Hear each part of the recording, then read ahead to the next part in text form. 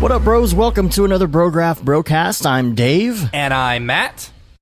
And Brograph is a supplement to our site, Brograph.com, which is a motion graphics tutorial site with tutorials, plugins, podcasts, and other MoGraph stuff. And on the show, we talk about everything ranging from motion graphics to Cinema 4D, After Effects, plugins, render engines, doing business, doing taxes, being a contractor, or working for the man. You can email us, Brograph@Brograph.com. Make sure you send in your questions, comments, concerns, topic ideas. Nothing is too noob, and nothing is too advanced. We are well, very some things noob. are too advanced. No, I mean, it's not like that it's too advanced. It's just we won't know what we're talking about. Right, exactly. So, again, Brograph@Brograph.com. Make sure you get those in. We really rely on the audience to be our producers and tell us where they want to go with the topics of the show. So, this week, the birds are chirping, the sun is shining, tornado season's on the way for us here in Texas. Yay. It must be spring, getting ready for a whole bunch of rain coming in. April's just around the corner. We're going to go to NAB. You know what happens after April, right? It's gonna be May. Gonna be May. Yep. That's right. So I'm glad you went there, Dave. I'm glad you went there. I'm sure Amy's going to listen to this and get a kick out of that. Exactly my thought. So at least one person will enjoy that. Right. So some stuff going on this week. Phil Roberts, first of all, aka Raid Zero, he was on the Pro Video podcast. Yeah. I listened to it. It was really good. It was great. I'm about hearing halfway through it. the silky smooth, New Zealand accent and the British accent all together. Yeah. I felt like my IQ instantly went up. Yeah. We'll post a link to that in the show notes, of course, and you can go check that out.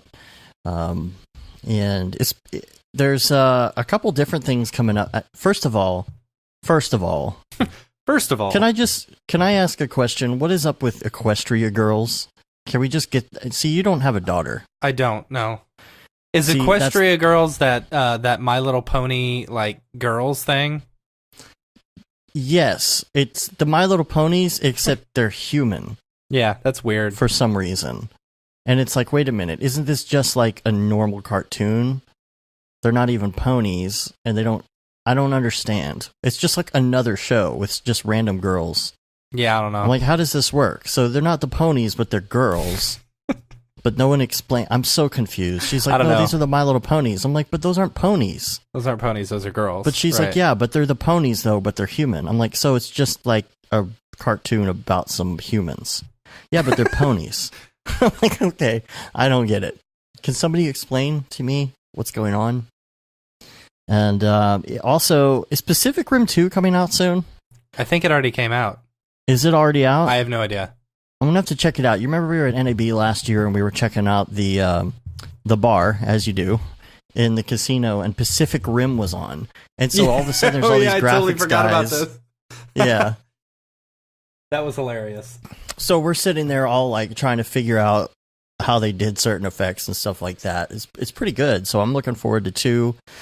I wonder how long that took. I haven't heard that great of things. I heard basically that they basically recreate the whole first movie. It's basically the first movie over again. No.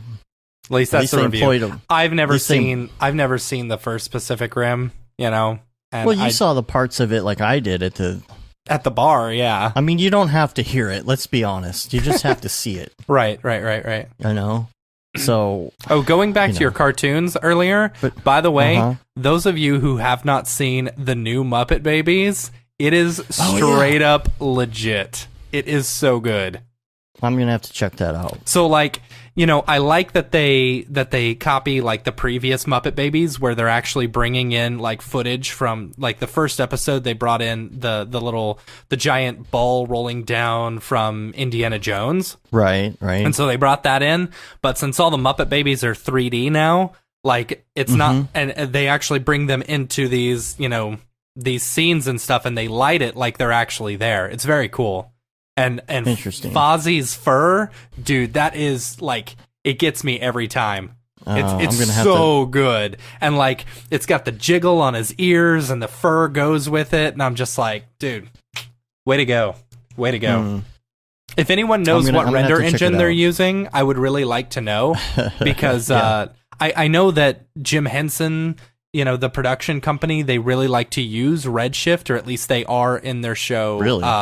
Yeah, well, they've got this one show called Word Party that Redshift actually featured on their site of like a year or two ago, where they showed live action. They were doing, it was all motion capture, and these people with giant diapers and stuff, so that they could walk like these babies giant and stuff. Diapers. Yeah, and well, it's cool. Like, so you've got live action like people. So you've got the that, and then you've got actual people doing the Muppet like mouth movements on this rig. Right. And I guess they're using Redshift to render the whole thing. It was pretty cool.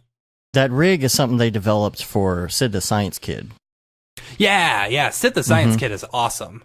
Like, it's funny, like when you watch some of the motion capture shows, you can tell that something's a bit more realistic about it, about the animations, and I guess that's what it is. I think that's what really got me thinking about using Cinema 4D for puppeting is the fact that if you take what's that griptools.io or whatever, you can even use something like an iPhone. I made a rig where I strapped an iPhone to my hand and I can move it around like a puppet, which is pretty cool. Yeah. So but yeah. So Pacific Rim 2, you said it's exactly like the original? Like, I don't know. That's why is that? Is it? I don't know. I haven't seen it. I probably won't see it. No. Yeah. Well, at least they employed a bunch of people. Yeah, they did. Yeah. Lots of Pacific Rim jobs.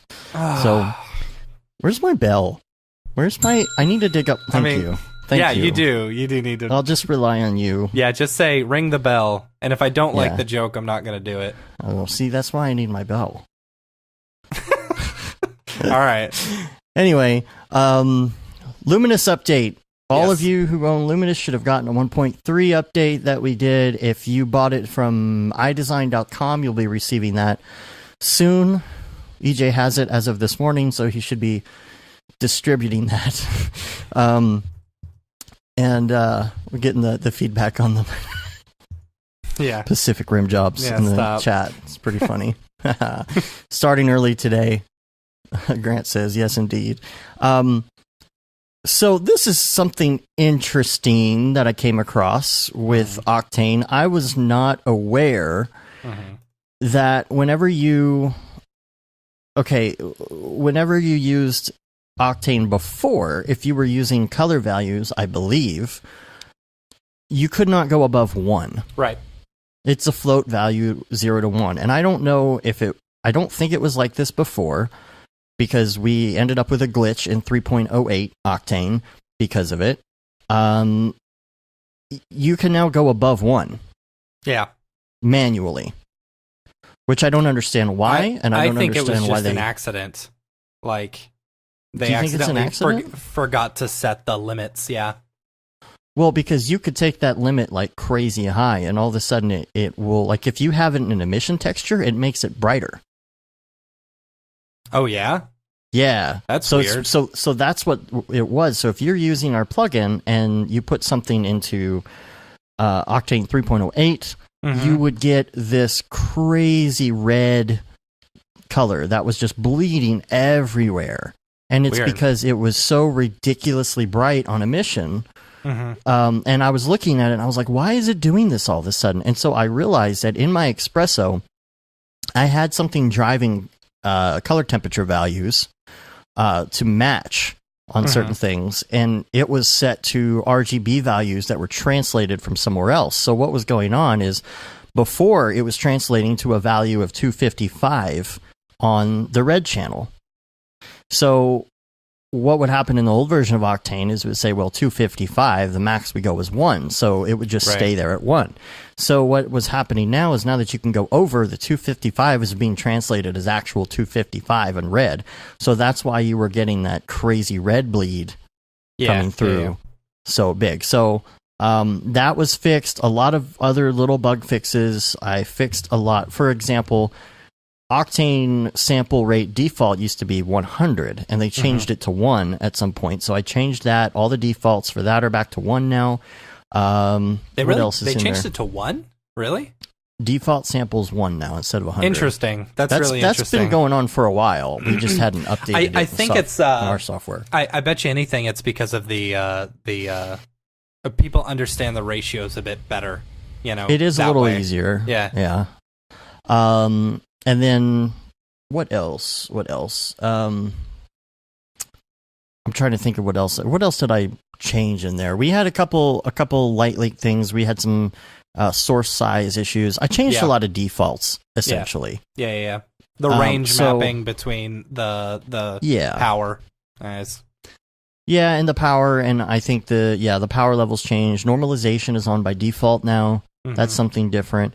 I've got a lot of ideas. I really want to do a version 2 of that. I'm not sure exactly when that could even happen, but I've got so many ideas now, and we got feedback from some people over the years that I think is going to be really great for the next version. I'm just trying to figure out how can I accomplish all of this without hiring a programmer. How can I do this myself, or learn how to do it, or something? Because the biggest thing is presets. I know a lot of people want presets, and the hard thing about that is that if you're doing a dlib file, which is just a library, it's basically referencing the plugin as kind of a saved file. You can't save back. You can't write back to it.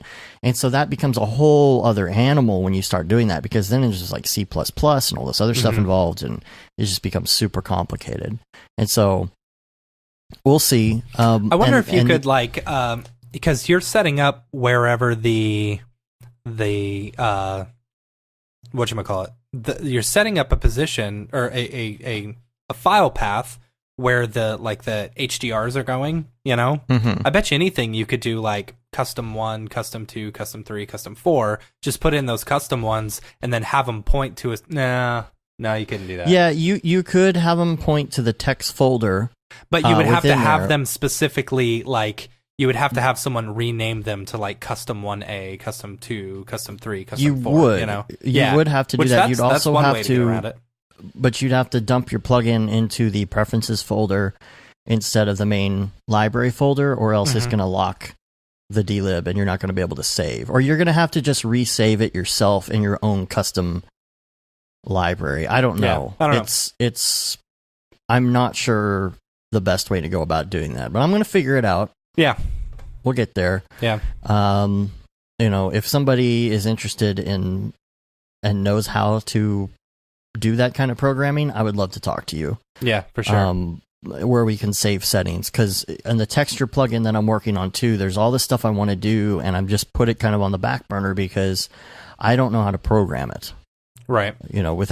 With just, I can't do it with just Espresso. So, right. And the other thing too, man, I'm thinking we're going to have to take our stuff to Gumroad or something else, because I've been talking to Squarespace about this issue, but there is no good way to roll out a software update to your customers on Squarespace. Right. It's awful. Like, what you have to do, first of all, is you have a list of customers and you don't know who bought which product unless you export a spreadsheet.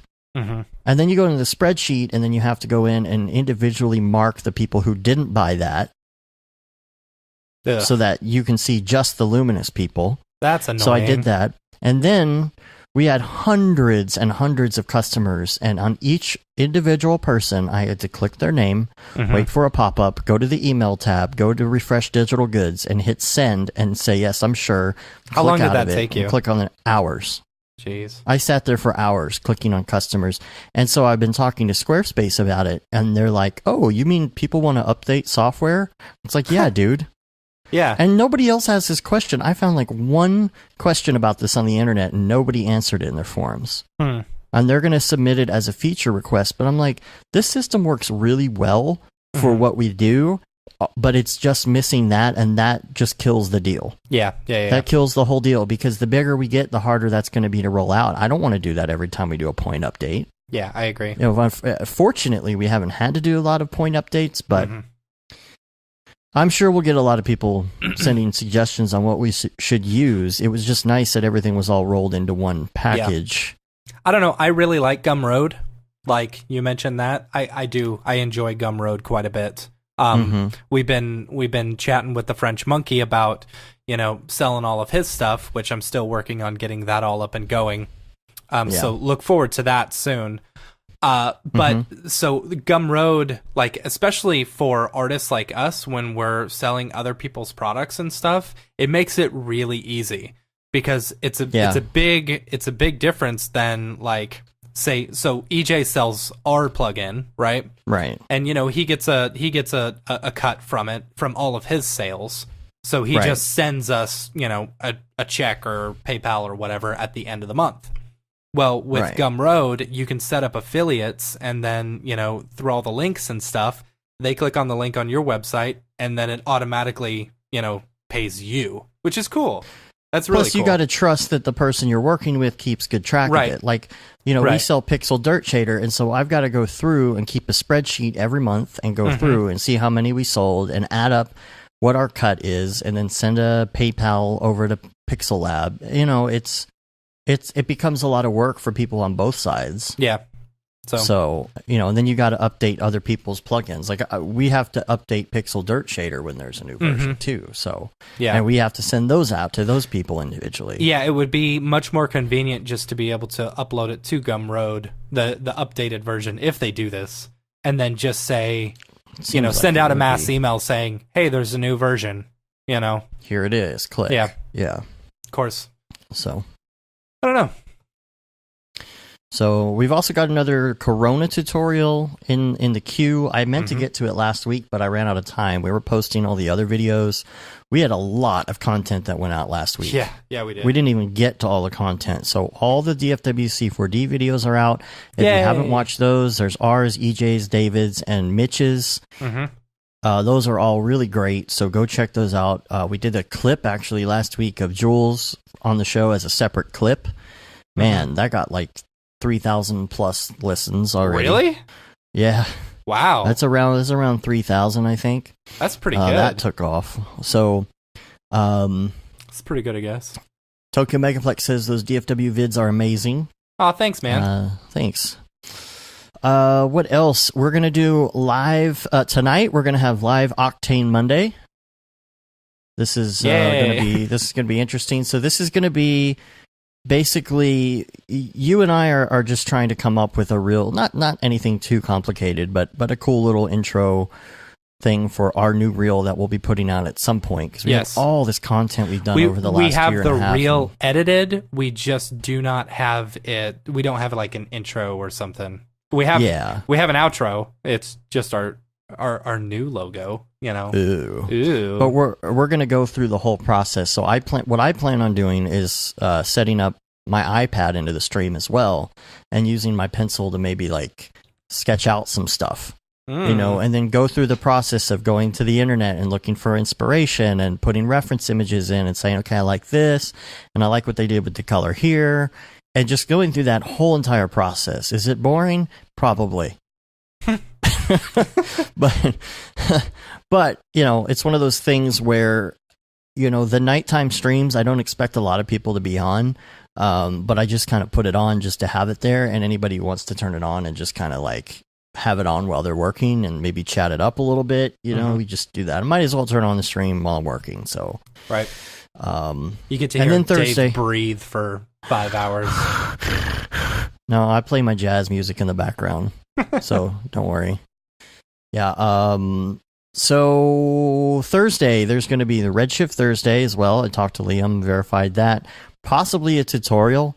I know that since we split up some of our streams between his channel and ours, that some of the comments on ours maybe haven't been addressed right away. So he was looking for some ideas for this week for a tutorial. So I told him to check out some of the recent comments on our Redshift live stuff. Cool. And preview. We are going to come out with a new model pack next week as well. So keep an eye out for that. Super excited about it's gonna be awesome.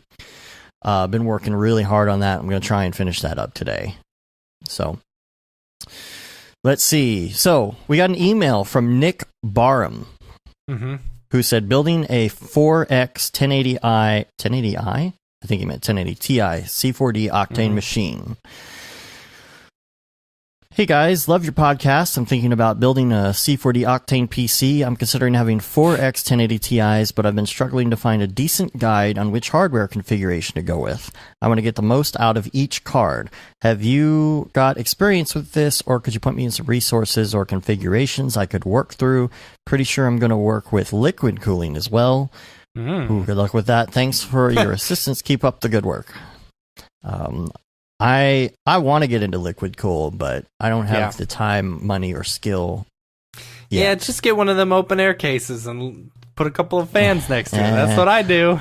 I did see the case that Tom Glimpse posted this week in the Octane Facebook group. Did you see that? I didn't. Where it's like a special motherboard. It still only has like 4 slots in it, but they are separated more in order for you to pack some big old cards in there and have airflow going through and keep it 60 to 70 C without liquid cool. That's cool. So that's an option too. As far as getting the most out of your cards, just keep in mind that, bus speed is a big deal, but from a lot of stuff we've talked about in the past and people we've talked to before, the thing is, if you were gaming, I think maybe bus speed would be a bigger deal, but it's like when you're rendering, it's kind of like... I think it's still a big deal. I mean, it is Where's a Sage? deal. Calling Sage. Yeah. Not that it's not a deal, but I think even Sage may have said, or somebody in a forum somewhere I read, it's like you're sending and receiving these scenes to render, and so it's not as big of a deal. So if it's like a money deal breaker, I don't think you're going to be disappointed that you had a slower bus speed, if that's the case, or if a couple of the cards are in a slower slot, because of the way you're working as a graphic artist. It's not as noticeable as other applications. So what I'm saying is, if you can afford it, go for it. But if you can't, it's not the end of the world.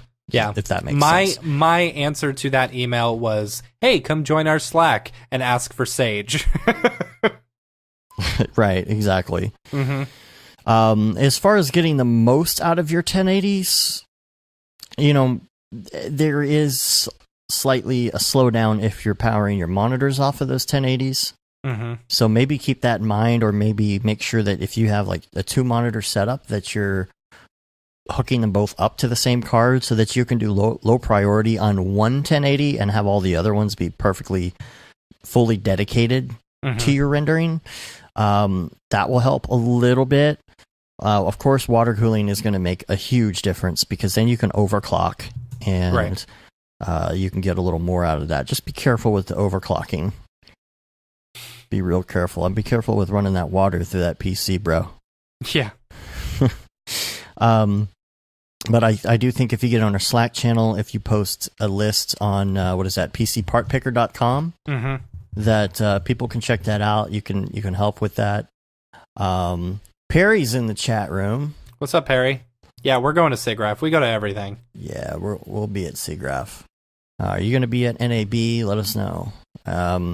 So that's Nick from Australia, and then also we have from Craig with a K. He says, hey guys, are you going to make it so we can add our own images to the HDR drop-down menu in Luminous future updates? My favorite feature of this is that I can super quickly open it up and select from one of the 3 HDR presets, but I'm finding that the images are just way too resolution, and I'd like to put in my own HDRs. So this is pretty interesting, because I'm finding that QuickSky is quickly becoming like the second favorite in the Spotlight package, in the Luminous Spotlight package. So I would like to expand upon that in future versions as well. And again, it comes back to that whole preset thing. How can we save presets? So that's something that we're looking into, because right now it's using the existing HDR images that Cinema 4D uses that come in their library, in the stock library. And my thought on that is, if you can find those images in there and just replace them with your own, you'd be good to go. I know that's not the best hack, or it's not the best solution, but it is kind of a hack for now until we get a different version out. So we are working on something like that. Yep. So, again, if you have emails like that, brograph@brograph.com, and let us know what your questions are. Let's see. Now it's time to move on to Ravcock. What's your flavor? What's your flavor? Now, I don't know where this video went, but there was the live streams of Unity Central this week, and Jules was on there talking about Octane and Octane 4 and Brigade and all this cool stuff coming out in the future, the light field stuff and holographic displays and eye tracking and all that kind of stuff. It sounds really cool. Yeah. I wish I had the link, or maybe the link is saved somewhere else. Now that it's not live anymore. Yeah, I'll see if I can find it, and I'll put it in the dingus. I mean, I don't know where. I don't know why people take down live streams when they're done. I'm like, why don't you just leave them up, just so we can see them? Because I don't know where the Unity talk is. So if somebody has that, if you don't mind, like I see Tokyo Megaplex in the chat's looking for it. If you can find it, maybe post it on Slack and just tag me or something so that I can get a hold of that, because I was watching that kind of while I was doing stuff this week, and it was pretty good. Another thing that I saw Brandon Clements posted from that Unity Central was some of the not AI, but like some of the human models of people in Unity that are like looking extremely realistic. And he was saying he felt like we were getting past the uncanny valley. And I understand what he's saying, because it looks like really good, and it does look better than it did before. It looks less robotic, but for some reason, to me, it's the mouth that always gives it away. Yeah. And I told him on Facebook, I'm like, I still feel like the mouth opens too big. Like, people's expressions are way too exaggerated. I think people in real life are kind of boring and blah, and they don't emote as much as people feel like they do when they're animating. And now he told me that apparently the original actor they based it off of actually opened her mouth that much. But it's still, to me, I mean, there's a guy in there too. I felt the same way. I felt like I feel like we are getting close, but we're still not there. It's got to be like so uncanny. It's just completely uncanny. There's no way that anyone would ever know in a million years. You know, but it's weird. We're getting to that point where the AI is getting really good and the people are getting really good. And if only we could do like holograms, then man, it's the future. It's the future. Yeah, it's the future. I didn't watch it. I'm sorry. It's just a clip. I'll see if I can find it. So, Raid Zero's in the chat. What's up, Raid Zero? What's up, Raid Zero? Okay, I want to point something out, because this is weird to me. Okay, so I'm throwing a distribution, or I'm throwing like a video, right? I got just this checkerboard pattern. I'm throwing this into the distribution of an Octane light, you know, because I want to see a checkerboard, right? Okay. When I just want to be able to see this checkerboard. When I throw it into the distribution, it makes it circular. It's really weird. Like, I don't understand why it doesn't make it perfectly square like I've got it.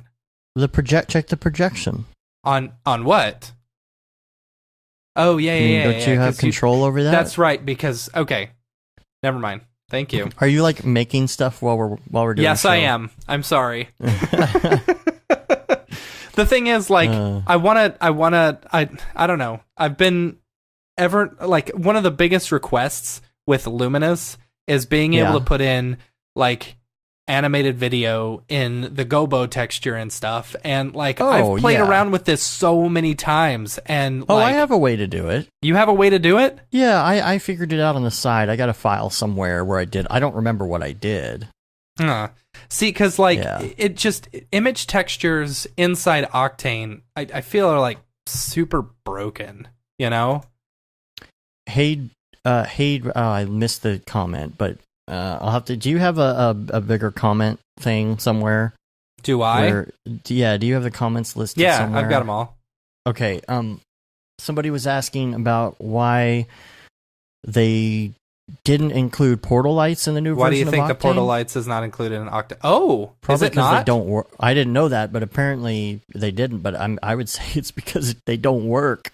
Yeah, but they don't do anything. That's really interesting. I didn't see that. And Raid Zero says scale it down so it looks more like a projector. Your light. Yeah. This Mark Cernosia says, "Did you guys see the Twitter thread from Matt Workman about Octane and spotlights?" I didn't see that. I know that's a feature request that's in there, so our plugin won't be working forever. At some point, it's going to be obsolete. So yeah. But I think it's going to be a while before that happens. There's like a feature request system for Otoy, and I want to say like it's number 40 on the list or something like that. So, let's see. What else did did you play with Octane 4 at all? I did a little bit. Like, I mean, I just took a scene and exported it out and brought it into Octane, and I had no idea what I was really doing in the standalone version. But then, Ariev threw us some samples, and I'm like, okay, this looks a lot better than what I was trying to figure out. So, if you guys haven't seen David Ariev's examples that he did with Octane 4, just the load time's incredible. There's a lot of options as far as like the denoiser and all of that I really didn't dig too much into because I just don't know my way around standalone. And so, same here. It was fun to play with. I threw in some test scenes just to see what the difference was. But honestly, I was just like, I'm just going to wait for the Cinema 4D plugin to come out because I don't know enough about this to really dig into it right now. So, but yeah, load times. There were a couple other videos about load times that came out this week as well. So I think I might have one of those in the show notes. I was also playing with terrain and vertex maps. Because whenever you do a displacement map for something, because I was working on like a little mountain scene with some trees, if you're going to do a scatter on that displacement, then it's not going to line up because usually the scatter goes across geometry. Right. Does that make sense? Yeah. So what you have to do is use a vertex map in order to lift the trees up or down in elevation to match up with everything else. But I had never done a vector map at all for anything in Octane like that. So I didn't know where to start. And I didn't know like because a lot of vector maps have like the red and yellow orangish colors in them. I didn't know if you had to use those colors or not, if you had to make your own vector map with the matching colors. And I was able to just take a black and white. Hopefully I'm doing that right. Just took a black and white and use it as a vector map, and it worked just perfect. It lined up with my displacement to a T. So I guess that's all you have to do. Maybe I'm wrong, but I mean, if it works, right? Right. So, is cool though. I did like 2 million trees in this scene, and it worked very well, even on a 1060. Oh, so, yeah. I liked it. Cool. I'm experimenting with just a couple dailies and stuff just to see what I can do with scatter and some trees and junk. Let's see. God rays and direction. So, who was it that posted in the Octane Facebook this week. It was Facebook. I have no idea. I don't follow Facebook. Like ever since the whole like whatever went down, I'm trying to limit myself and my Facebook usage. Ever since the what went down now? The whole I don't know, that whole political scandal stuff. They're just like they're tracking the crap out of you. I'm about ready to erase it. Except for the fact that like, you know, there's the Facebook groups that you have to be a part of and like it's like I don't know. Oh, I know what it's you're a talking necessary about, yeah. evil. It's stupid. Anyway, sorry, go ahead. Ray Zero says do some more Octane Live, which yes, tonight. It'll be Octane Live tonight. So you're way behind, Raid. Like we talked about this earlier. Come on, man. Yeah, Cambridge Analytica. That's what it is. Oh, Cambridge. The stupid Cambridge Analytica. Yeah. Yeah. So because of all that crap, it's like I'm trying to. I just want to get rid of the Facebook. You know, why can't there be a social network that doesn't track you? They can just throw ads at you. Let them throw ads at you. I don't care. You know, but why do they have to track my stuff and then sell all my information? So they know what kind of ads to throw at you. So it said, "Did Vero is already dead?" What's Vero? Yeah, what's Vero? Yeah, I don't know, but we're all on it apparently. Yeah. So. Okay, so this discussion came up anyway in the Facebook channel and on the Slack channel because somebody posted like these really awesome God rays, and then the discussion was like, well, all the God rays are going in different directions. Is it supposed to look like that? And there was a debate. It's almost like it's like the color of the dress. Oh gosh, yeah. There's an old meme for you. Yeah. And so there was this debate on whether or not the rays should be all straight or if they're going in all directions. Before I lose this chat here, hey, gosh, I'm so sorry. I don't know how to pronounce your name. Hey, Redden, Redwan. Mm-hmm. Does that sound correct? Yeah, that sounds right. Whatever. Does the Octane network render really decrease render time? Heck no, it does not. It makes it super fast, especially if you have lots of good cards on your render network, on your render node. Mm-hmm. I have used these 4 1080s all the time with my 1060, and it's crazy fast. Yeah. Anyway, back to the... I didn't want to lose that chat. I need to have like a chat archive window somewhere. Yeah, why don't you have the chat up? I've got YouTube up. Well, you've got YouTube up. That's why. I'm looking at the combined of all of them. Oh. So I guess I should open my chat window separate. So anyway, with the direction of the rays, like a lot of people are like, well, if your sun is far enough away, then everything needs to be like super straight, all in the same direction. Your rays can't be going in different directions. But I think, if I'm not mistaken, if you're looking at the source... Yeah, if you're looking at the source, they'll be going all different directions. They won't be all going around straight. you. This is something that Raid Zero brought up because he posted 2 different pictures, one where they're actually looking kind of like straight towards the sun and you see it's going off on all different directions versus if you're looking at it from the side you only get straight lines. But there was some good discussion in that thread, if you're in there, about how he set up his fog and his nodes and how he had his fog set and the whole thing, and he posted pictures of the nodes. So I actually saved him and screenshot him because now I'm like, okay, I want to use his technique and see what I can get from that because people really liked the way he had the fog set up. I'll try and post a link to that in the show notes as well. But yeah, I think it's if you're looking from the side, if the sun is on your left, for example, then all the rays are just going to be going at an angle in front of you. If you're looking directly at the sun, they're going to be just going in every direction. I think. Yeah, if you're looking directly at the sun. Yeah. Yeah. So, this is a video I wanted to talk about last week, or just mention real quick. Advanced Octane Shaders tutorial. Okay. This is by Yvonne Fusey, and really great tutorial. And then there is another one that came out this week by, gosh, these names. Actually, no, that's the wrong link. Andre Libroff did The Secret of Realistic Materials in Octane. Okay. So there's these 2 different ones. So check both of those out if you're looking for more like Octane texture goodness. There's a really cool plugin that came out as well last week that is awesome, and I want it, except it's available on everything but Cinema 4D, and I hope that changes.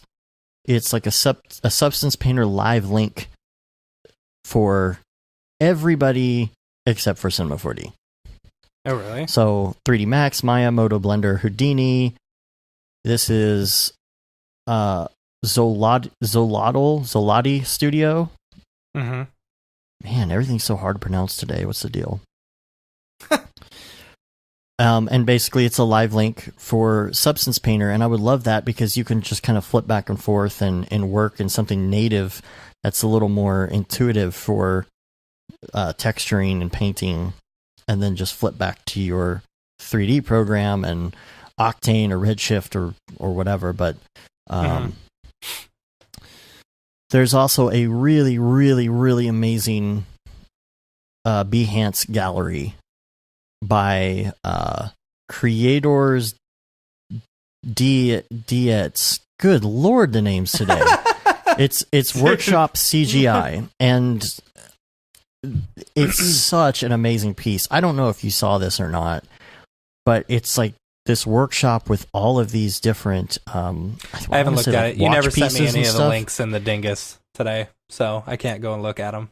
Oh, I didn't send you links in the dingus? No. Oh, I had it all ready to copy and paste, and I completely forgot.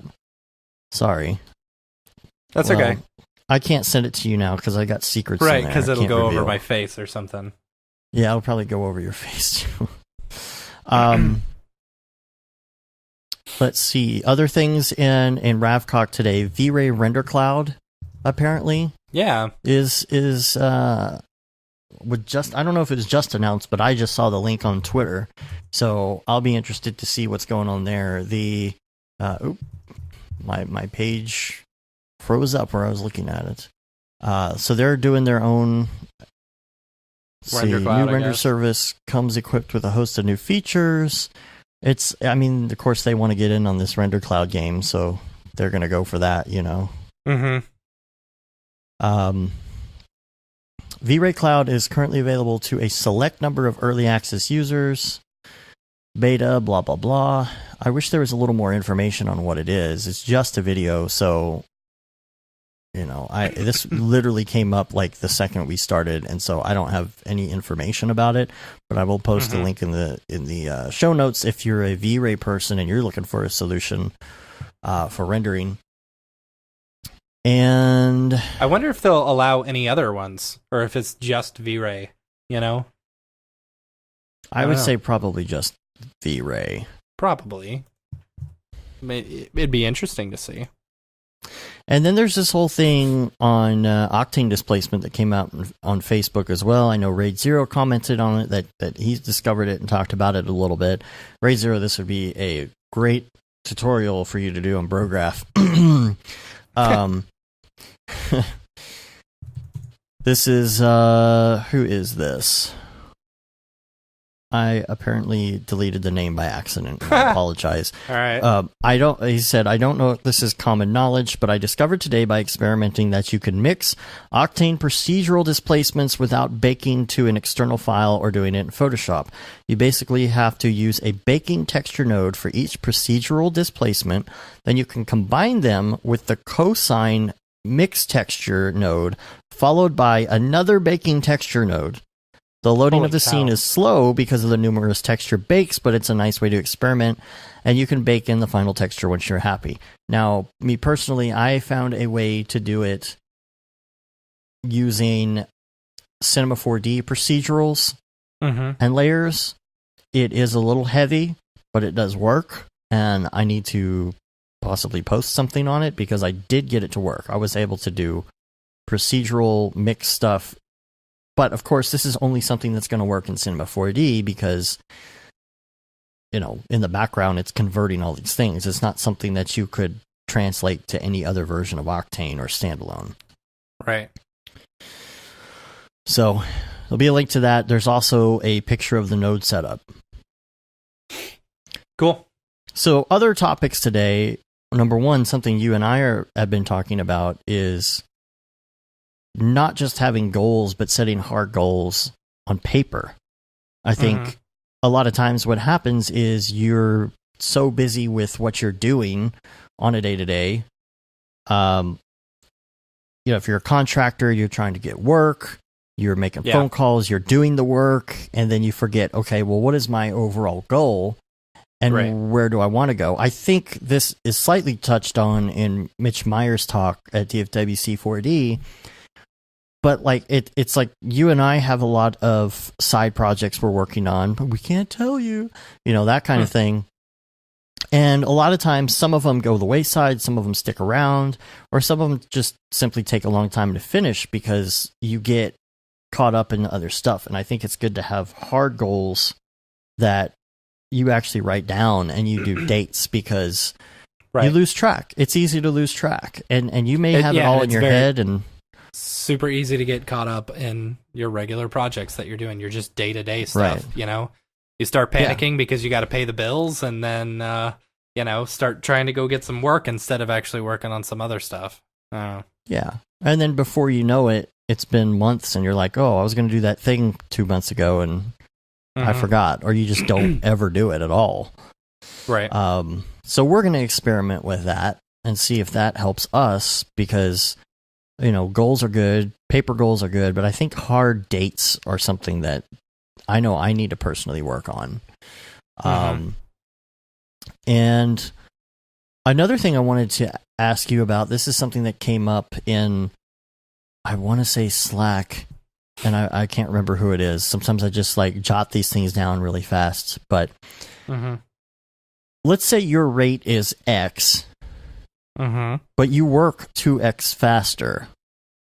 How do you quantify that? How do you quantify that for a client? Because let's say a client contacts 10 people and they say, what is your rate?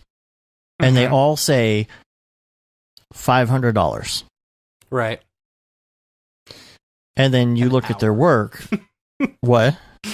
Nothing. I said an hour. It was a joke. Yeah, sorry, $500 an hour.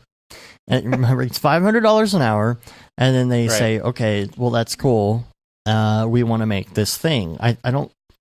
Now, the first thing you're going to say is, "Well, the overall quote is probably the best way to quantify that, right? Because if you've got all 10 of those people and they all quote a certain amount of money for something, are you going to go with the cheapest person?" How are you going to know that the person that maybe is a little more expensive is going to give you something like 10 times better? Let's say they're twice as expensive. Maybe they'll give you something 10 times better because they actually work that fast. They're better. Right. How do you quantify that? So let's just say I am a company that wants to hire. I'm going to do B2B with a contractor. I'm looking for someone who's good, and I look at 10 portfolios, and I'm trying to decide, do I want to go with the cheapest? Do I want to go with the best looking? Do I want to go with somewhere in the middle ground? What is going to make you basically like, how do you present to your client that you're faster? Yeah, so you may be just spending have to be a little more, It's all about how you spin it and how you talk, Like, for a first initial client, there's always going to be some questions or some risk. It's not until they actually know your work and know how fast you actually work that they'll want to keep on hiring you for it. Right. As far as being able to show off that stuff, you can show your reel.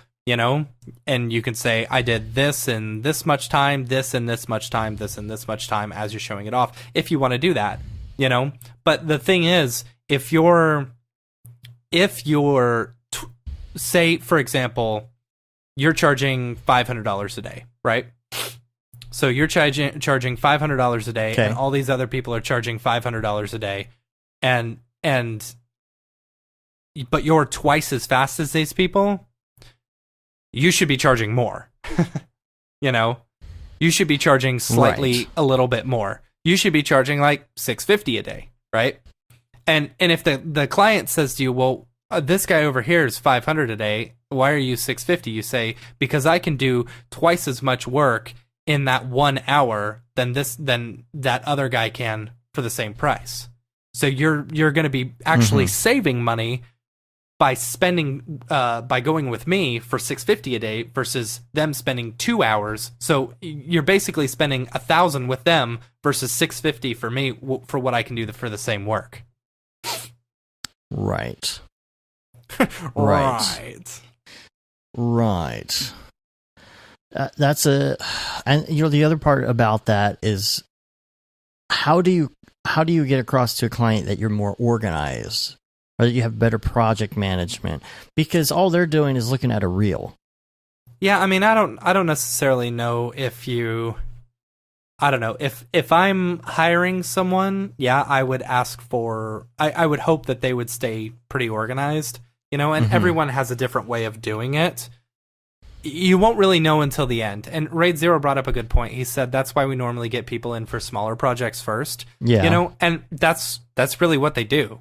So when you and I went to go work at Already Been Chewed, and this is what Barton has talked about on previous podcasts that we've had with him.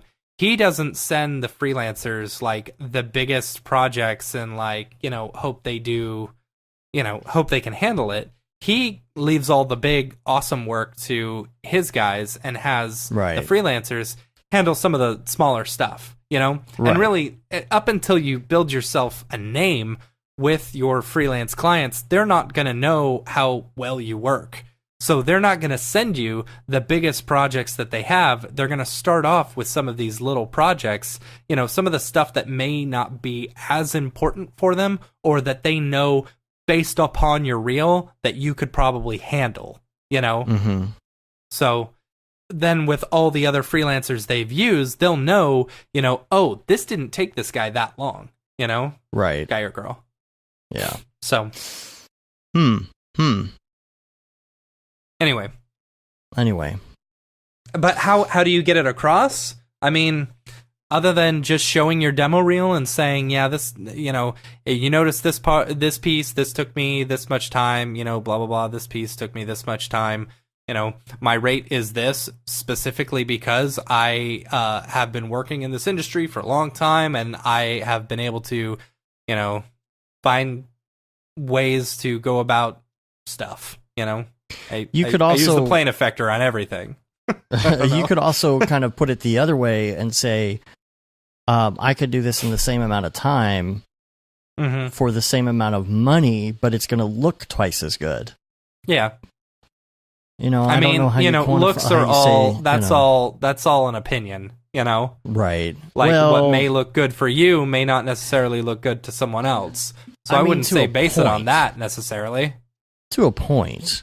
Yeah. But if somebody puts a cube in a regular standard viewport, or they put it in an Octane viewport and hit render, I think one of them is going to look better than the other right off the bat. Right off the bat. So I think that a client would notice. Eric List brings up a really good point in the chat. He says your first project is proving grounds, then you show them how fast you are. Yeah. So there's probably That's basically what I was trying to get across you are. A whole lot more words. I guess it's an advertising thing. You can't really advertise how fast you are to a new client. There's not really a good way, or to prove that the fact that you're faster is better. So, something to think about. If you have any thoughts on that, make sure to email us, brograph@brograph.com, or get the Slack channel. Brograph.com/Slack. It's an open invite. Get in there and go to the show topic ideas section and let us know what you think. For example, just now we got some show topic ideas that came in the door. This is from Pepe the Lion. Do you remember? I haven't heard from Pepe the Lion in a while. Yeah. That's like early Brograph days. I know. He says, yo, I wanted to drop this in here. Recently, I've been watching Altered Carbon on Netflix. It's a brilliant show, and I think there's a lot of stuff in there that could be related to our world, MoGraph/3D. Intro animation is on point, at the very end of the episode, they have an awesome particle animation thing, and the world of VR is very integrated into the story, and how they display being inside VR is really awesome. Anyway, give it a whirl. Could be a fun topic during the show. I started that show for about 10 minutes, and it's not that I didn't like it. It's just I wasn't ready to get into something at that point, and I just probably put on another episode of The Office, like you do. But I need to go back and check it out. So that'll be our homework. Fantastic.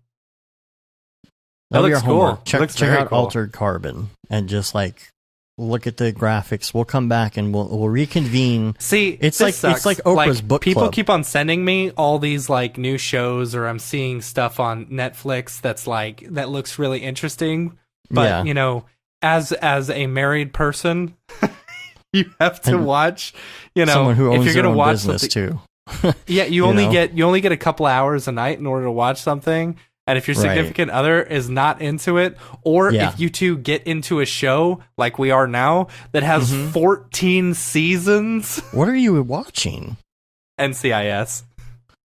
Oh. Yeah. Meh. Yeah, NCIS. It's pretty good. I like it. It's pretty good, I guess. Yeah. I don't know. Man. You watch a few episodes, you start getting into it, and then you're like, okay, But still, it's like, 14 oh man, it's going to be a seasons. while before I can get into some of these shows. But this looks pretty cool. This looks very cool. It took me years before I could convince Amy to do Black Mirror. So, oh really? Yeah, that's hard to watch. It is. That's hard to watch. Yeah. I still even think fast about that forward through some episode of with the the season 3 episode rating 1. people. Oh gosh, that was bad. There was an episode of the Orville that was very similar to that. Yeah. And funny enough, there was an episode of Black Mirror season 4 episode 1 that was like Star Trek. Did you see that one? Yes. Yeah. With that one dude in it, I like to call him Ugly Matt Damon. Right.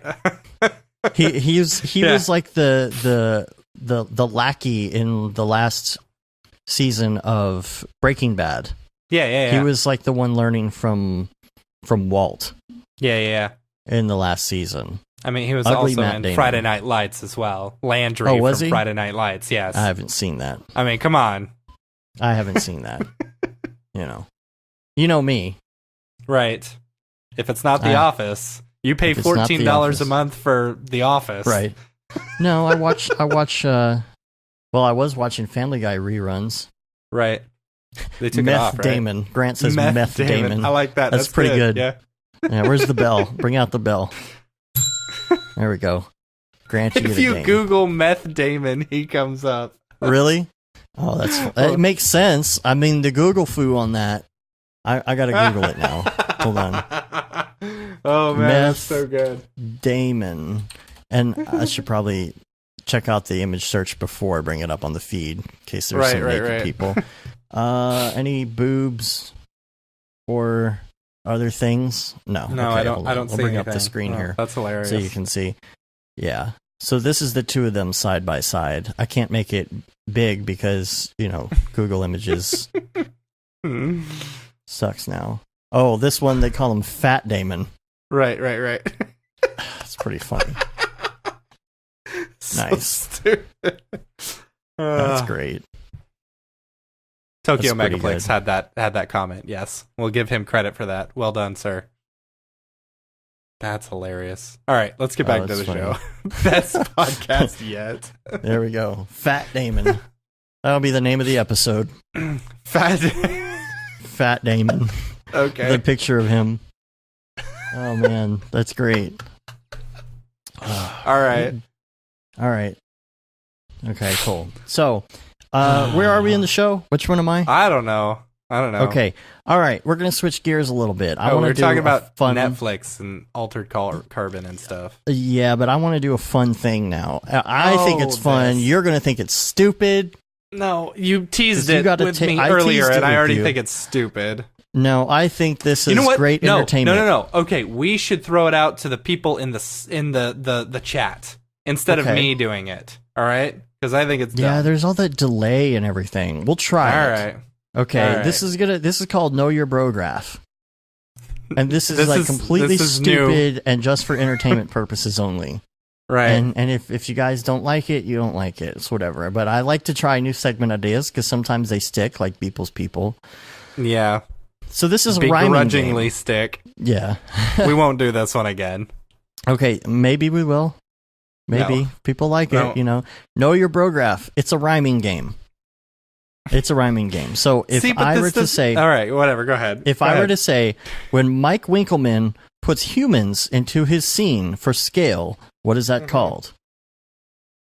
People's People. Okay? That's how you play the game.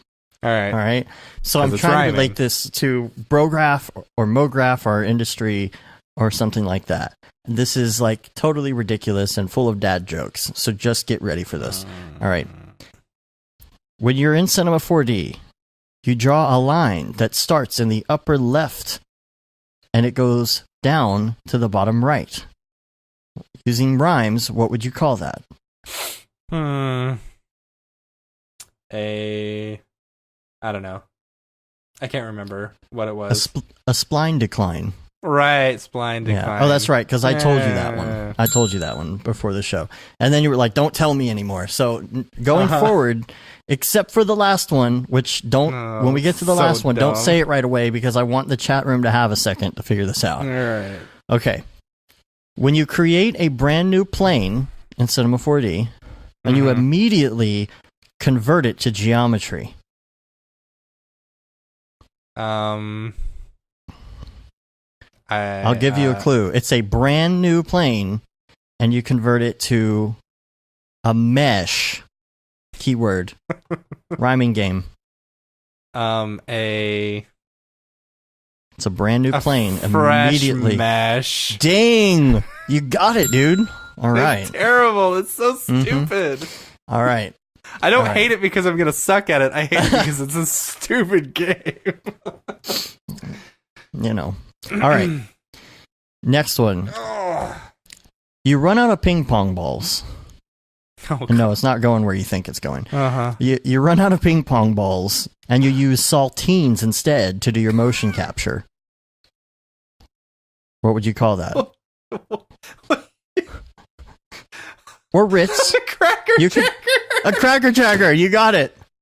Ding. That's so stupid.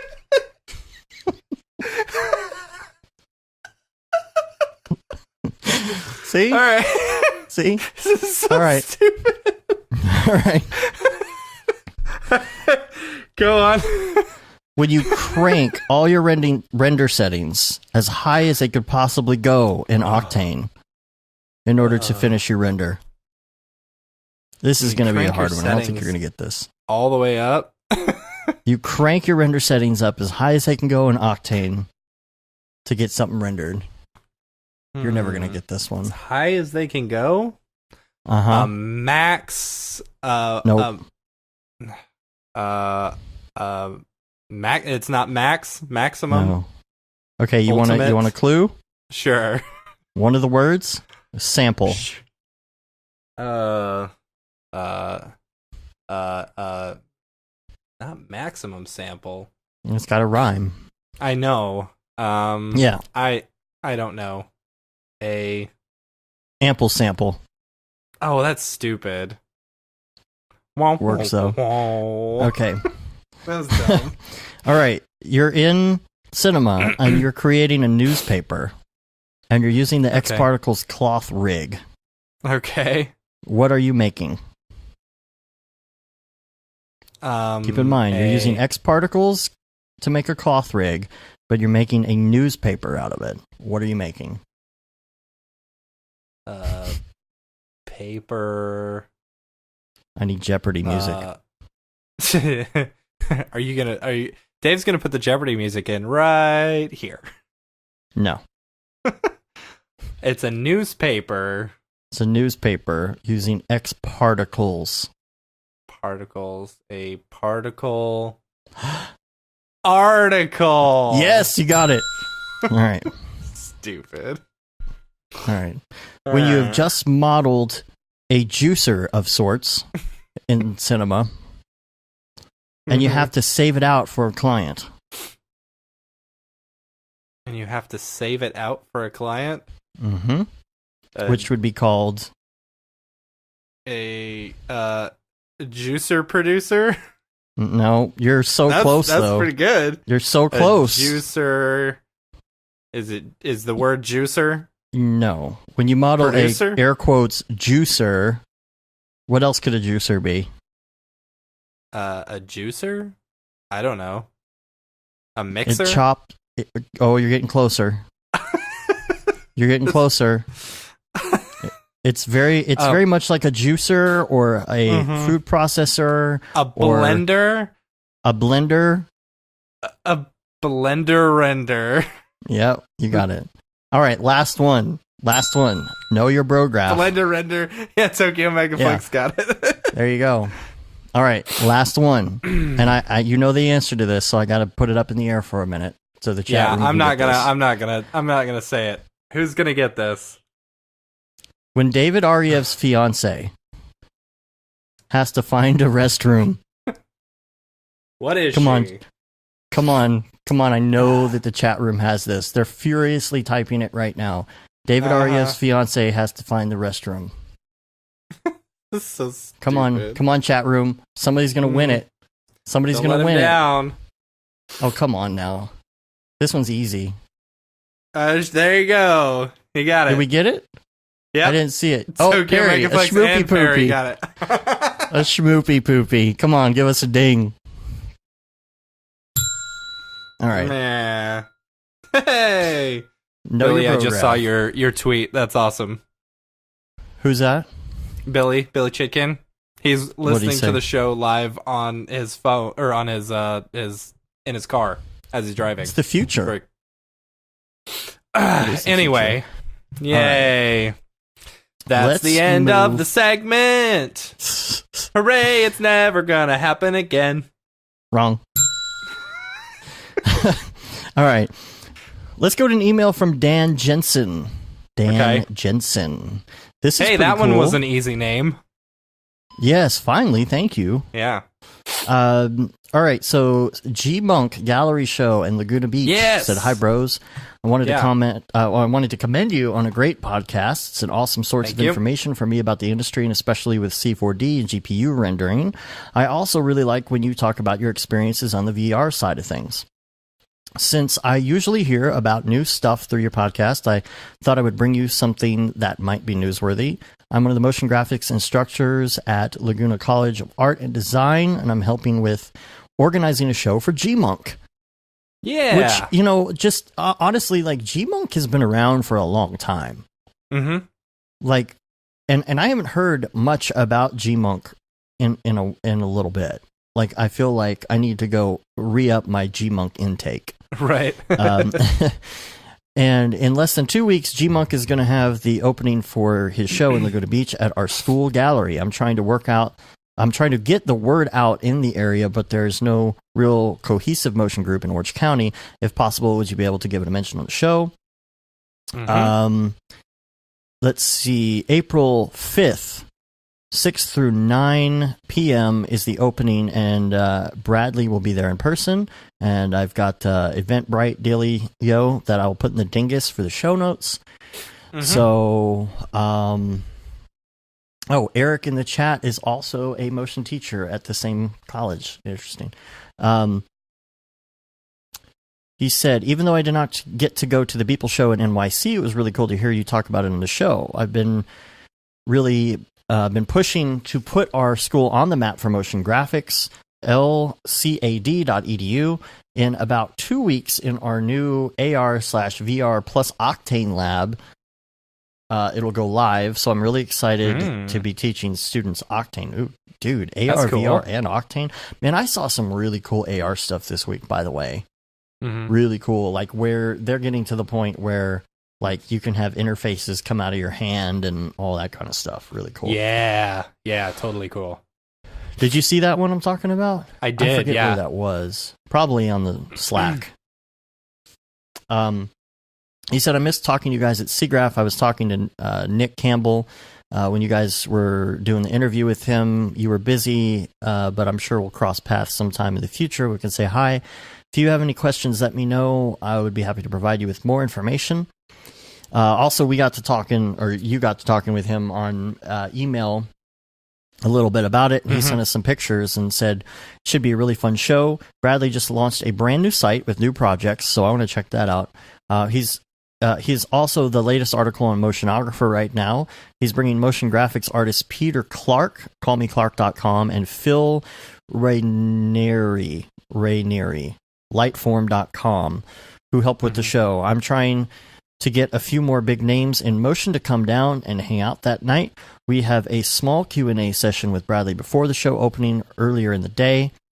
It's mainly for students, but if anyone wants to join, they can just contact me. We are going to use our new studio if it's ready for the Q&A. Gallery show is off campus in downtown Laguna Beach. This is my new classroom below. And he sent the pictures. Can't wait to have it up and running. By the way, I tell my students to listen to Brograph. Yay! Awesome. Thank you. So thank you, Dan. Hey, if you want to fly us out, we'll come. Right. Links. We'll do a whole live show there. Of there course. No, we'll be in NAB. Yeah, we'll be in NAB. Yeah, we'll be at NAB.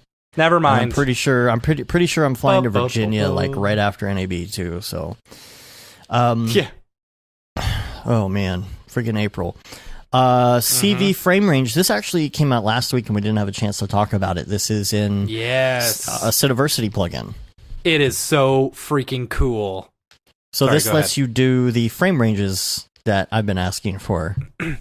Well, it's okay. So what it does is, so the way that they had it set up currently, if you needed to do a specific frame range, you would have to do individual takes. So you do a take, and then you'd set the settings to the correct frame range that you want, and then you do another take, set those settings to the correct frame range, and then another setting, so on and so on. Yeah. What this does is it allows you to just, click a button and say, okay, I want it from this frame range to this frame range, comma, this frame range to this frame range, comma, this, and do that. And then hit go, and it automatically creates the takes for you.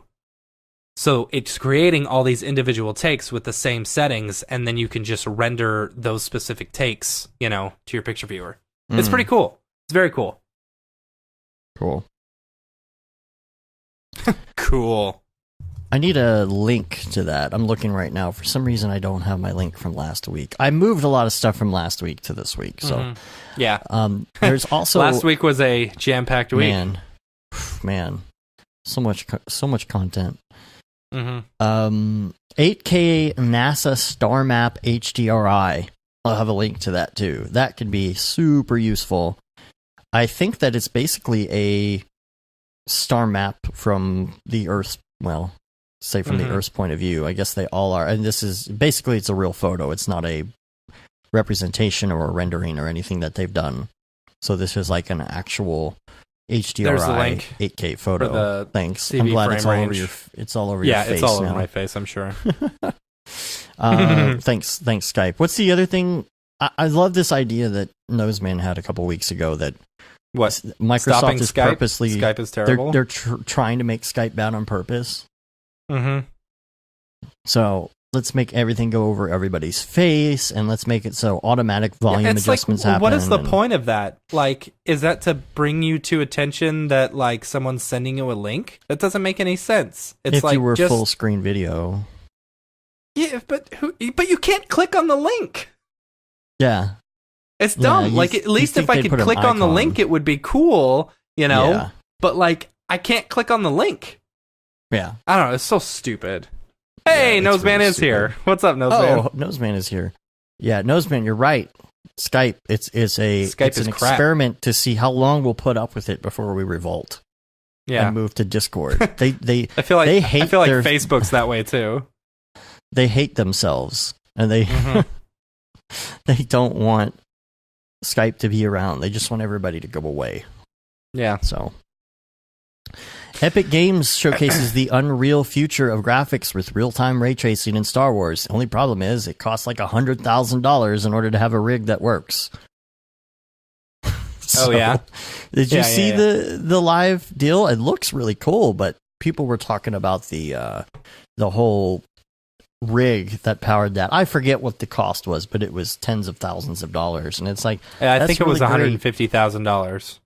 I mean, like, good on you, but I mean, I love where it's going to be in 10 years, but yeah, nobody can really do anything with that. But it looks good. It's a Star Wars short, and it's all like real-time ray tracing and Unreal and Unity. Yeah, give them 10 years. It's going to be pretty epic. No pun intended. Gloomy Sunday. This is interesting. This is just something I wanted to throw out in links. It's not technically like motion graphics, but this person did what on the show actually is motion graphics. True, exactly. A pre-trained deep neural network making predictions on live camera input, trying to make sense of what it sees in context of what it's seen before. This was super cool. It's just somebody playing with like a phone charger on the desk. Right. But here's the thing. So it's like, okay. So this is the way I like to think about it. It's if you only have a hammer or only have ever used a hammer, you're gonna see everything as a nail, right? Right. So like that's what AI they programmed this AI to only see like fire or only see flowers, right? Right. So like they fed it tons and tons of flower information, and then it would show it something that wasn't flowers, and then it would interpret it as flowers. It was way cool. Yeah. Noseman says, "Gotta run this people to me finishing is like, some tutorials before NAB. See you at NAB, what? Noseman. Bye, Noseman. Noseman, gonna buy you a drink for sure. Yes. Yeah, but the thing about this is it reminds me of a dream. Mm-hmm. Yeah. You know what I mean? Mm-hmm. It's just kind of like if like when your brain is firing off random stuff while you're dreaming and you interpret it as something else. It reminds me of that in a way. Yeah. You know, and I often wonder what you would see if you would, you know how when you see AI stuff like that, how it's kind of like blurry and meshy, like it's not quite crystal clear. It looks kind of like, to me, that reminds me so much of a dream. Yeah.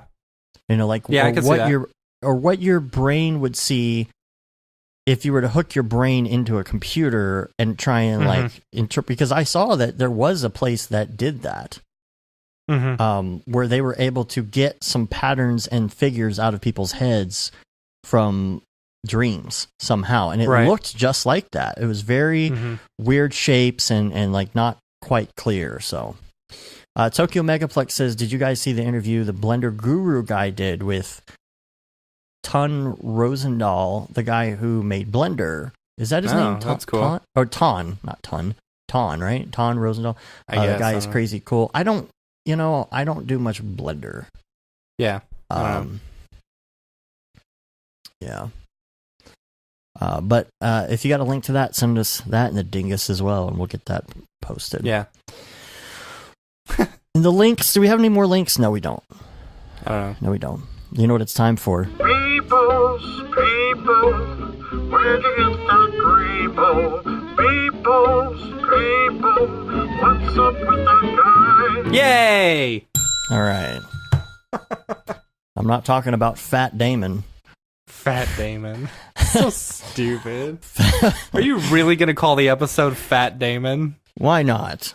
I mean, all right. You know, someday we'll be like, you remember the Fat Damon episode? Yeah, and that terrible game that you played. Yeah, that everybody loved so much. Yeah, that one. All right, so we're going to go to... Let's see. Well, okay, so this is interesting because this is actually March 12th that the still is from. March 12th, Year of Our Lord 2018, called Single File, but I actually wanted to bring up the motion version of this that he posted the next day on March 13th. So this is a animated version of the day before. I'm trying to get this to go full screen. There we go. So there's a guy kind of walking down a line of guys with like VR not helmets, but like visors on. And as he flashes them with his stick, they kind of salute him and come to attention. And the name of it, and the lights change to green, which I think is the lights cool. change to green, like they're activated. It's called Reboot Human. So these are some, maybe they're human, but they're like androids or cyborgs. No, they're all human. They're all human. They're they just have cyborgs, VR headsets on. Like that's his future that he's creating right now. Is this future where everyone is inside this VR headset, so that you don't have to see how crappy our world actually is. Like, I mean, think about it. If you had inside out tracking going on at all times and like the glasses that I was wearing, like I could make my world look so much better than it actually is. I mean, do we really need all this crap that we see around us? If we can just perceive that and build our world the way we want, I don't know. I think that's a pretty cool thing. Did you ever see Mark Osborne's claymation back in like 2000, 2001? It was called More. Yeah, and I want to say the guy who invented like this cool thing, and everyone started using it to be happy, and then he wasn't happy anymore. Yeah, it was called. I think it was called like Happy was the name of the machine or whatever it was, right? So it's like this claymation dude, and it's the same thing. It's like dark and gray, but then whenever you put on this invention, everything becomes like super happy. And I mean, that's where we're going, right? With AR, right? There'll be algorithms that just like motion track bums off the streets, and you think everything's great and nothing's wrong, and that's what I guess that's doing. Like maybe these soldiers don't even know they're soldiers. Yeah, maybe. Maybe they. Oh, did you see that? Have you seen that short? That one was awesome. Which about one? The guys who are super addicted to VR and they just like spending all their time in VR. What is that one called? Yes, I did see that. We linked to that on the show, I think. Yeah. Yeah. Oh, it was called Bliss. The name of the helmet was called Bliss. Yeah. So, I mean, I don't know, what render engine do you think was used here? I don't really know. Oh, on Beeple stuff? I think it was Octane. Yeah. Yeah, I concur. Anyway, really good. And then, so I wanted to go to March 14th. This one's called Emoji Warfare Episode 2. Remember we talked about the fact that maybe the Emoji Wars would be a great series, like a novel or something. So this general in charge of these guys actually has a giant funny emoji face on. And man, I want to know the story. Yeah, I don't know. There are God rays in here. So do you think that this is? I mean, because I think this whole series is either Octane or Redshift. Yeah, it could be Redshift. Do you think that these rays are?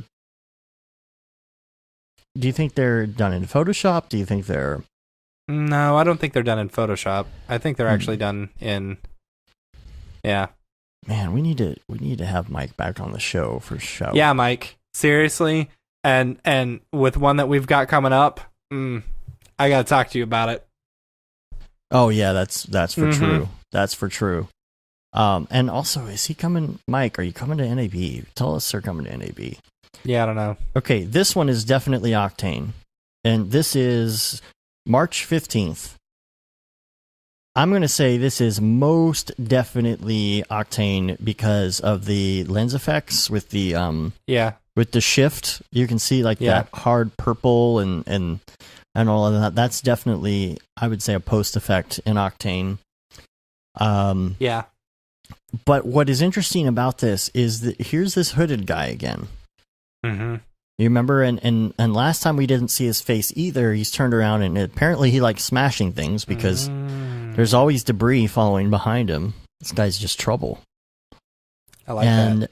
So it's like, is he the rebel? Like, is he the hero that they've been looking for the revolution?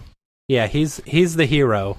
But look at this. He's figured out a way to tap into these transportation modules, you know? I feel like this is the first time he discovered it. Right. So like he and so he's figured out a way in order to get out of the, you know, the lower class planet and move himself to the upper class planet to kind of like, you know, break the glass and, you know, that everyone, or shatter everyone's world by telling them, you know, this lower class planet exists. And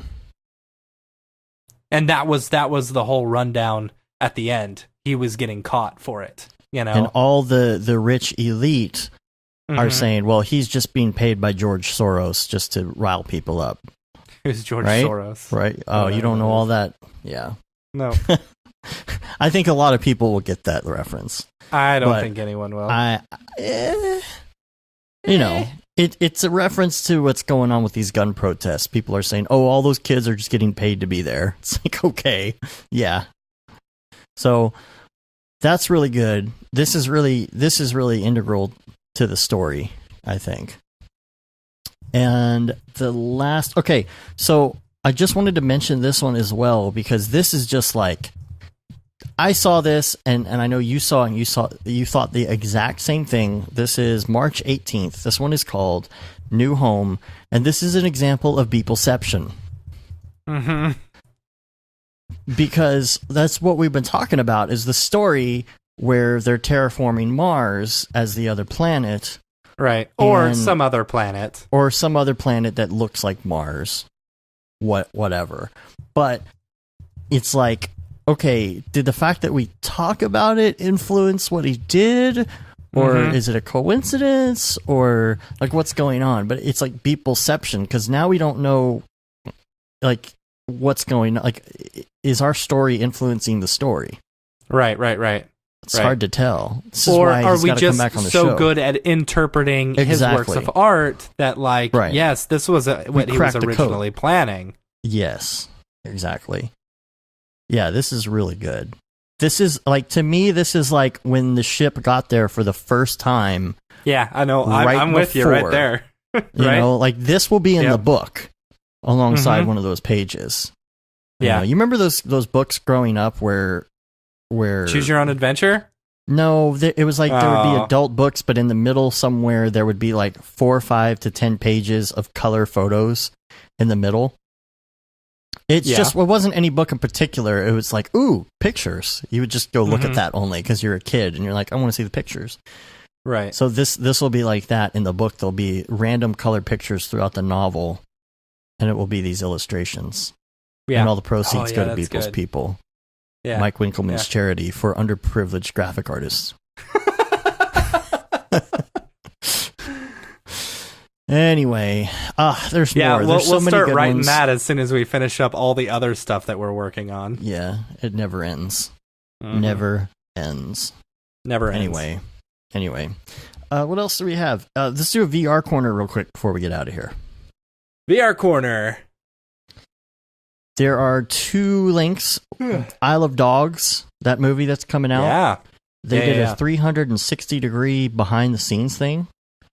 That's cool. Pretty cool. They talk about how they made it, and they've got 360 time lapses going of the making of. So they time lapsed the claymation or stop motion process. Which when I saw that trailer, I was like, "Is this CG that's made to look like stop motion, or is it actually?" I don't know how people these days can still do stop motion. Like the overhead. Like, is the overhead not more than graphics? Seems like it would be. Well, I don't know. You've got like, look at the video. How many people do you have? You've got 3 people on set. Once you've got the scene actually shot, I mean, you're going to set up these scenes anyway. You know, you're going to have stage builders and stuff. But still, like, think about it this way. So the stage or the scenes that they're building are much less like in are much smaller in scale. So while you may be paying like $10,000 per scene, it's not $50,000 to $60,000 per scene because it's so much bigger. I mean, this is me totally talking out my butt right now, you know. But I would think that because you have to have it's less people on set, you know, and it's because it looks like only 2 to 3 people on set at a time, like building these scenes, right? But the cost of all the, I don't know. I wonder. Tokyo Megaplex says, why do people listen to vinyl? Yeah, but see, vinyl doesn't cost much more to get into. It does now. Does it? I mean, yeah. I can buy a record for $10. I got a record right here. Look. I don't and how much did that cost you? Was. Well, it was a gift. See? It doesn't have a price tag on it. Right. I need to open this. Oh, and look, they got one guy actually making these sets while they're shooting stuff. Okay, computer on vinyl. That's right. Best album of all time, right there. No, it's not. Yes, it is. Nah, Dark Side of the Moon, dude. False. But Radiohead is the modern day Pink Floyd, in my opinion. That's what I've heard. I've always thought that personally. All right. Yeah. Anyway, check that link out. And then you posted this link in our show notes, actually. Google to reveal world's highest resolution OLED on glass display. Yes. It's crazy. Yes. Yes. Do we remember what the resolution was on it? Okay, so it's like, I think it's like 4 times whatever. Okay. It was, what is the normal resolution of, what is the current resolution for the Oculus? I think it's like, it's 65 pixels per inch. It's basically HD in each eye, which isn't very good when you think about the pixel, like the proximity of the pixels to your eye. That's not great. I'm looking it up right now. 18 megapixel, 1443 PPI. That's the 1443. Thing, right? Okay, that's what it is. It's the PPI. 1443 PPI. The Oculus Rift right now is 461. Oh, okay. Yeah. See, that's the thing. When I'm looking in my Rift, I still see pixels, and it's not quite clear enough. I'm like, it's so close, but it's not quite there. Right. And think about it. Going from 1461 to 461 to 14. What is it? 1453 or something like that. Yeah, I closed it. Yeah. Like, I mean, you're talking. That's almost like quadruple the amount. You know, that's ridiculous. So imagine being able to see 4 times better in your Oculus Rift. Oh, it's going to be amazing. Now, is that technically considered 4 times better or 2 times better because of squares and all that maybe stuff? It's I don't remember. 2 times better. My brain's not awake enough to figure that out yet. Yeah, I don't know. Gosh, the Houdini Slack is blowing me up. I need to turn that on silent. Houdini Mark, we miss you in there. Yeah. You're not there much anymore. Now that you're with Barton, makes me moody stay. Yeah. Yeah. What'd you say? Moody stay. Oh, he's in there a little bit today. That's cool. Yeah. It's because we've been calling him. Yeah, everybody's been saying how much they miss him. It's funny. Man. God, I step away from Slack for a couple days and there's all these new people in here. Yep. Okay, so any news about Redshift denoiser for Cinema 4D? That's from Cinema 4D Tutorials SP. That technically I don't think so. I think there hasn't been an update in a couple weeks for Redshift. Right. But I was talking to Liam this morning, and he said he's really hoping that new version is going to drop today or sometime this week or something. Yeah, so, hopefully. Yeah. Yeah. I don't know. We'll see.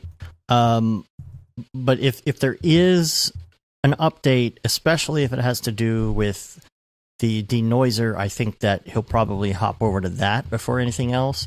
I think it's just kind of like he's waiting to see what they do. There was, I believe, that one point where their documentation said something about the fact that the denoiser was in cinema, but it wasn't, and then they like took that off. I'm hoping that they're close, because I would like to see that in comparison to Octane personally. See how that works, and if it's based on machine learning or if it's just like a regular denoiser, like something you would use in After Effects. Right. I know nothing about it, so. Anything else before we get out of here? I don't think I have anything. Okay. You can rate us on iTunes, leave a review. That helps get our numbers up. Do you want to look and see if there's anything new on the reviews? We haven't talked about that in a while, nor have we done a contest. Yeah. Well, we had our first bad review, and it kind of set me off. Oh, okay. Well, are there any other good reviews? We'll put it that way. I'll look.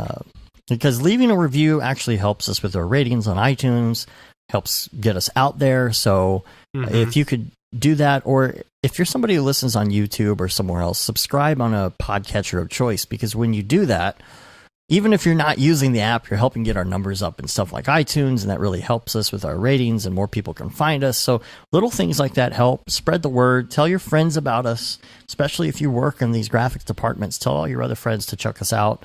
I believe there's a little bit of something for everybody here, especially if you start them out with maybe an episode with one of their favorite artists as that was a guest on the show or something like that. That's always a good it's a good gateway drug to Brograph.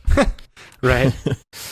And then Cinema 4D Tutorials says, is it possible to use Physical Sky with Redshift? The answer Billy put in there on the chat is Redshift has its own sun and sky system. Yeah, most render engines do have their own sun and sky system.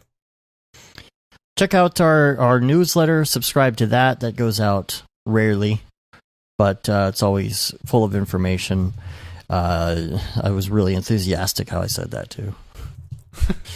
And you can say you've been there, done that, got the t-shirt with the No Brograph, No Mograph tee, the limited edition Kate DeSimone shirt, the Paul Babb, Feel the Babb 2020 shirt. All the profits from that go to Doctors Without Borders, the Render Things shirt and hoodie, which are out there. There's also a floating around in the ether, if you know where to find it, there is an Octane Jesus shirt that you can find, designed by Smearballs himself.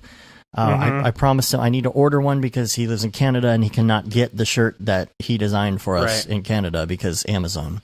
Oh, reasons. I was gonna say we could order one, give it to Sage at NAB, and then have Sage take it back to Toronto. Well, he just sent me his address. I figured that was a lot easier. So come find us. We're getting real close to NAB here. Let's see. Next, how are we going to work this? So next Monday we'll have a show. Let me ask you this because it was brought up in the NAB 2018 channel. Do we want to do a limo ride this year, like just a hangout limo thing? Do we have time for that? Yeah, I don't know. I just don't know where we would do it. A limo ride would be really fun, but when are we going to do that? Let's think about. I don't know. Monday, because I think is okay. Let me ask you a question. No, let me ask you this question. Okay. So we did it a couple of times a couple of years ago where we got the limos, and was it any different in price from ordering it way ahead of time versus ordering it like that same day? Slightly, but not like that much. Okay, so if a few people are going in, it's not that expensive. I know, I know. But all I'm saying is, all right, everyone just kind of, maybe we'll rent a limo and just pick everyone up, all of us who are hanging out at the Go Some Dobro Co. Oro, Show thing, flow, and we'll just go hang out. Somo bro. Yeah, maybe Sunday. Maybe we can do that Sunday. Maybe. Yeah. I mean, we've got a show. Are we doing a show that night? But we need to do a show. I don't know. I really don't know. It's tough because, it's like, are we going to do it live? Are we going to have good internet? There's so many variables that we don't know. So we're just going to have to play it by ear. So the best place to find that information is going to be in the 2018 channel on our Slack channel. Mm-hmm. Yeah. We'll be talking to, all the people at Maxon and stuff like that. We have obviously things going on, but a lot of times what happens is we'll go to dinner or something, and then after that it's just free for all. So yeah, we don't know. I would say maybe Monday after the Media Motion Ball would be a good time. That would be fun. Yeah, that would be cool. Yeah. What time's the Media Motion Ball get over? Well, I was a little under the weather last Media Motion Ball because I had the Cinema 4D. What do you call it? The Cinema 4D flu. The Maxon flu. The Maxon crud. The Maxon crud. But yeah, I feel like, because I just went back and you guys went and played VR after that last year in someone else's room. We did, and that was kind of boring. So let's do something different this year. So yeah, maybe we could take the limo around and then grab our gear and go do a podcast. There we go. Yeah, so it gets off. It gets off at 10. It gets out at 10. So yeah, totally. Oh, that's early for Vegas. Yeah, totally. I mean, really early for Vegas. We could get that set up. I don't know. Anyway, all right. Yeah. All right. So just keep an ear out. Mm-hmm. We'll help everybody coordinate. Vegas is going to be fun. Just talking to NAB channel. It is going to be nonstop. So make sure that you bring your whatever helps you stay awake. Whether that's caffeine or what have you. I don't know. You people are into the nose candy or something like that. Whatever works for you. Wow. Sleeping salts, Spark. Maybe I'll bring my Spark. I haven't had that in a while. Yeah. Whatever keeps you up. Dude, I've been off of caffeine for 1 month now. That is awful. I apologize. I have been completely off of caffeine and all soda for 1 month. Not by choice, because of, medical stuff. But I've also lost 10 pounds. It rules. That's good. I can't eat anything delicious. Did you find it? What? Did you find it? Ba-da-da-da-da-da. I bet you'll find it in Vegas. No, I can't eat anything. Oh. Like, I'm so excited about going to all these dinners, but, like, I literally can't eat anything we're going to eat. Right. Oh, man. I was looking at the schedule. I'm so excited. Did you look at the schedule of what we're doing? Yeah, I did. I don't know if we can talk about any of that, but it looks fun. Yeah. All right. We're going to get out of here. We talked about all the shirts and things. Any other shirts?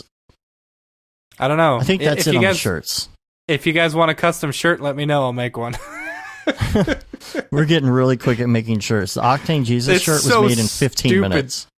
Yeah, dude. There's so many stupid shirts that we have just randomly made and put out there. That's the like People's People shirt. Honestly, did you make that one? Yeah, there's People's People shirt. Did anyone actually buy it? I don't know. I don't even look. I don't know. Yeah. All right. Oh, cool. Wait, who is? That's not true, is it? What? Open tab at Gosomodo Brodo? No, absolutely not. Oh, okay. That's why I put a thumbs down. Wow. Well, I don't know. I thought maybe Maxon and Red Giant were like sponsoring it. So maybe it's. I didn't know if he got that information from somewhere or if he's just being hopeful. That would be pretty sweet. I don't know. Man, that is going to be so much fun. Hopefully, yeah. I cannot wait to go to that meetup. So yeah, that's gonna be cool. Yeah. What are we gonna wear? Is it casual? It's a casual event, right? I am always casual. I do not dress up. I don't even wear a sports jacket. Should I get a Render Things shirt and do like a midriff cutoff with it or something? That'd be hot. Oh, dear goodness. No. On that note, we're going to get out of here. Rate us, maybe, yeah. I did all that. We're on Facebook, Twitter, Instagram, Twitch, and that other thing, Venmo. Are we on Venmo? No. We're not on any. We're on all the social networks that will track your stuff and then sell your information to foreign dignitaries. Yeah. Yeah. Thanks, Obama. And of course, YouTube and Brograph.com. Right. All right, we're going to get out of here before we get any more slap happy. Until next week, I'm Dave. And I'm Matt. Have a good one. Later, bros.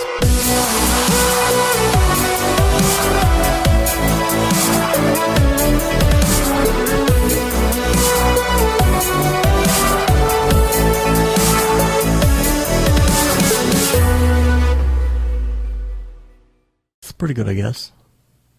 Brograph.com, an online resource for learning Cinema 4D, After Effects, and other motion graphics tools specifically catered to help you prevail as a motion graphic designer. What's up, bros? Welcome to another Brograph motion graphics tutorial. With tutorials, plugins, and now a podcast with tens of thousands of listeners worldwide. Yeah, it's a great community to be part of. We give you professional time-saving tips, industry news, interviews, shortcuts, and lessons that help keep you current in the world of motion design. Throw in HDR Studio, take the render settings, pick the HDR, put in reflection, and gorgeous. I love projects that scare me. When our art director comes to us and asks for something that I had never done before, man, it gets me pumped. Our weekly long-form podcast will give you the latest news, help you in your file management, hardware configuration, and client relations. Learn about the latest render engines, modeling techniques, and workflow integration while staying entertained. Real nice banana. Ah, that's so funny. All right. I'm going to live forever. Our Brograph Talks are a chance to see the way industry leaders from around the globe are changing the face of motion design. Sometimes you got to make stuff that you're not going to put on your reel, and I'm not here to judge. The podcast and talks include people like People, Barton Damer, Nick Campbell, Andrew Kramer, David Ariev, Chad Ashley, Paul Babb, EJ Hassenfrost, Mitch Myers, Chris Schmidt, Jules Urbach, Cornelius Dammert, David Brodeur, Andy Needham, Caitlin Kaju, Zubair Parker, Noseman, Ryan Bean, Casey Hupke, Nick Lyons, Sage, Joey Korenman, Jeremy Cox, Rick Barrett, John Dickinson, Matthias Omatola, Patrick Goski, Brandon Clements, Steve Teeple, Tom Glimpse, Patrick Longstream, Julia Simone, Devin Coe, Al Heck, and even Deadmau5. You get that render done. Yeah, you better frame what? Our Brograph breakdowns go behind the projects and give you an insight on what it's like to manage and maintain your own personal business or work for a large company. Join us for live sessions, check out our useful plugins, watch time-lapse projects, interact with us, and send us email questions and topic ideas.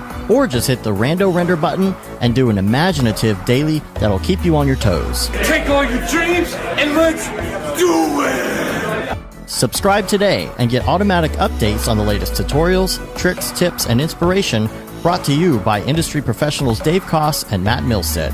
We don't care how you get here, folks. Just get here. Subscribe now to Brograph Tutorials.